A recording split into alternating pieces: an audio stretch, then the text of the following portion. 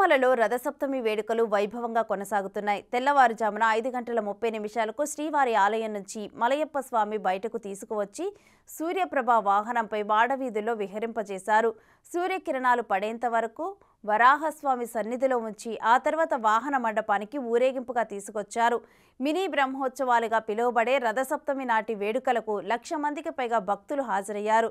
సూర్యప్రభ వాహనంపై వస్తున్న స్వామివారికి హారతులు మొక్కులు తీర్చుకున్నారు. మరిన్ని వివరాలు మా ప్రతినిధి దామోదర్ అందిస్తారు. తిరుమల శ్రీవారి ఆలయంలో వైభవంగా రథసప్తమి వేడుకలు ప్రారంభమైనాయి.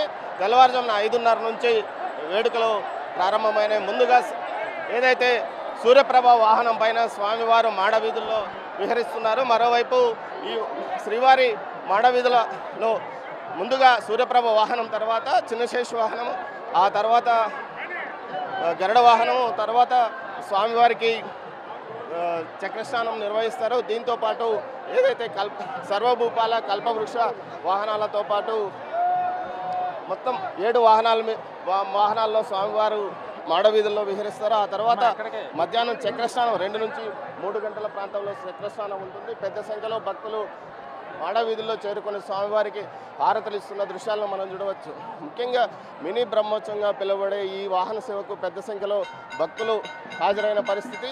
సుమారు 1,00,000 మందికి పైగా హాజరయ్యారు. ఇందుకోసం పోలీసులు ప్రత్యేకంగా బందోబస్తు కూడా 650 మందితో ఏర్పాటు చేసిన పరిస్థితి. ముఖ్యంగా స్వామివారి వాహన సేవలో ఈ మినీ మన బ్రహ్మోత్సవానికి సుమారు అన్ని ఇతర ప్రాంతాల నుంచి పెద్ద ఎత్తున తమిళనాడు, కర్ణాటక, ఆంధ్రప్రదేశ్కు సంబంధించిన భక్తులు పెద్ద సంఖ్యలో హాజరైన పరిస్థితి. దీంతో పాటు ఉదయం 5:30కు ప్రారంభమైన వాహన సేవ అటు స్వామివారి ఆలయం నుంచి మలయప్ప స్వామి సూర్యప్రభ వాహనంపై బయటకు వచ్చాడు. ఆ తర్వాత ఏదైతే సూర్యకిరణాలు పడిన తర్వాత వాహన సేవ తిరిగి ప్రారంభమైన పరిస్థితి. మొత్తం మీద 7 వాహనాల్లో సాయంత్రం ఉదయం సూర్యప్రభ వాహనంతో ప్రారంభమైన వాహన సేవలు రాత్రి 8 నుంచి 9 గంటల మధ్య చంద్రప్రభ వాహనంతో జరిగే వాహన సేవతో కార్యక్రమాలు ముగుస్తాయి.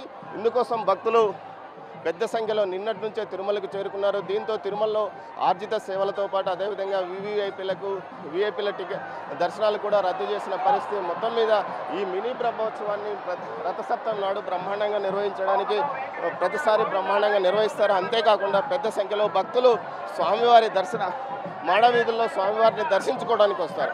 ఒకే రోజు 7 వాహనాల్లో స్వామివారిని దర్శించుకోవడం ఒక అపూర్వ అనుభూతి అని చెప్పవచ్చు. ముఖ్యంగా బ్రహ్మోత్సవాల్లో ఉదయం ఒక వాహనము, సాయంత్రం ఒక వాహన సేవ ఉంటుంది. అయితే ఈరోజు ఉదయం నుంచి సాయంత్రం వరకు ఈ విధంగా 7 వాహన సేవలతో పాటు చక్రస్నానం కూడా ఉండడం వల్ల భక్తులు పెద్ద సంఖ్యలో ఒకే రోజు స్వామివారిని ముఖ్యమైన అన్ని వాహనాల్లో సందర్శించుకోవడానికి కోసం పెద్ద సంఖ్యలో వస్తున్నారు. ఇందుకోసం పూర్తి స్థాయిలో టీటీడీ కూడా ఏర్పాట్లు చేసిన పరిస్థితి. దీంతోపాటు తిరుపతి నగరంలోని ఉపాలయాలు ఏదైతే తిరుచానూరు పద్మావతి అమ్మవారి ఆలయంతో పాటు అదేవిధంగా గోవిందరాజ స్వామి ఆలయము, అప్పలాయగుంట వెంకటేశ్వర స్వామి ఆలయంతో పాటు శ్రీనివాస మంగాపురం అన్ని ఉపాలయాల్లో కూడా రథసప్తమి సందర్భంగా పూర్తి స్థాయిలో 7 వాహనాల్లో స్వామివారు ఉత్సవ విగ్రహాలను ఊరేగిస్తుంటారు. మొత్తం మీద ఈ వాహన సేవలు పూర్తి స్థాయిలో భక్తులకు చూసే విధంగా ఏర్పాట్లు చేస్తారు. దీంతోపాటు మాడవీధుల్లో ఉన్న భక్తులకు తీర్థ ప్రసాదాలతో పాటు అదేవిధంగా అన్నపానీయాలను కూడా ఎప్పటికప్పుడు అందజేయడానికి టీటీడీ అధికారులు పూర్తి స్థాయిలో చర్యలు తీసుకున్నారు.